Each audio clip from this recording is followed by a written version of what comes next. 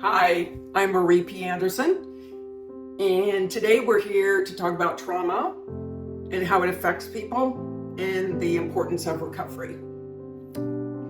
I'll get into all that in a minute. What I did want to share is that I'm a perfect person to talk about this because I was gestated in my schizophrenic mother's womb, as well as having chronic trauma throughout childhood into adulthood. And then I also heard stories of my models over the decades as I managed them. So I have a lot of experience in this area. But before we get started, I wanted to give you a quick tip that I'm going to be inserting a couple of visuals along the way just to illustrate more my feelings on the subject. And as I said, I'm Marie P. Anderson, and my primary career that I've established myself in is in global model management over the past 40 decades. I've worked as a model, studio manager, agent, agency owner, internationally published author. I have scouted and developed multiple Vogue cover girls, including Cindy Crawford. I'm known for being a whistleblower in the modeling industry way before the Me Too movement, although nobody wanted to hear. I was still trying to communicate about the abuses. Also, I'm a second-degree black belt in Shidokan karate.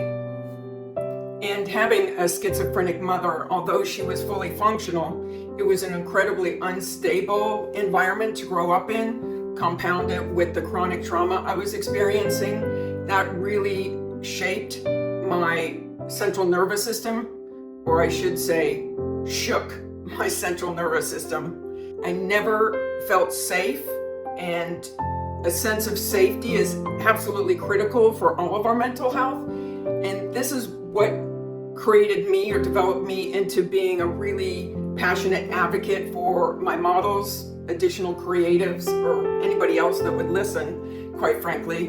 And I've always been very outspoken talking about suicide as a result of 43 of my friends in the business making that choice. So every day I get up in the morning and I think, how can I leave this place a better place? The universe, so to speak. How have I navigated all this trauma is psychotherapy since I was 10 years old, martial arts, having 22 years of sobriety, and a crazy sense of humor. It's definitely dark, but it gets me through the darker times.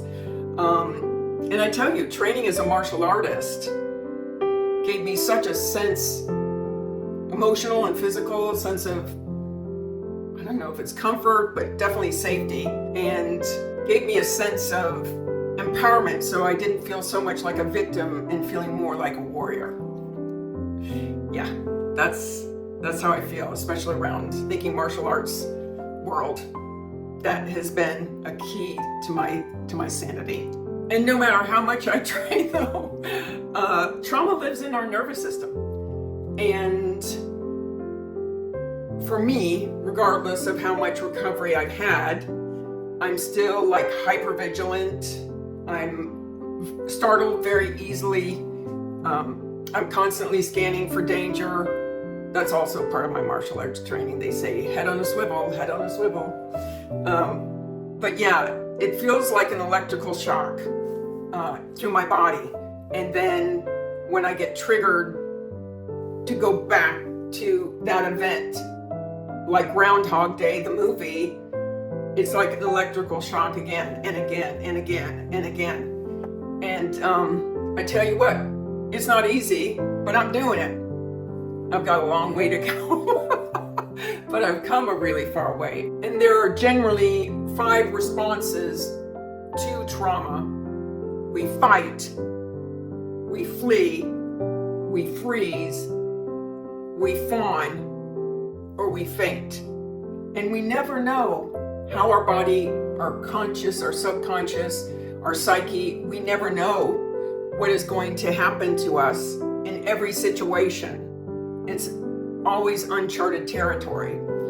And then on top of it, we have people judging us. Why didn't you do something more about it? Why didn't you say something faster? Why didn't you fill out a police report? Why are you taking so long to get over it?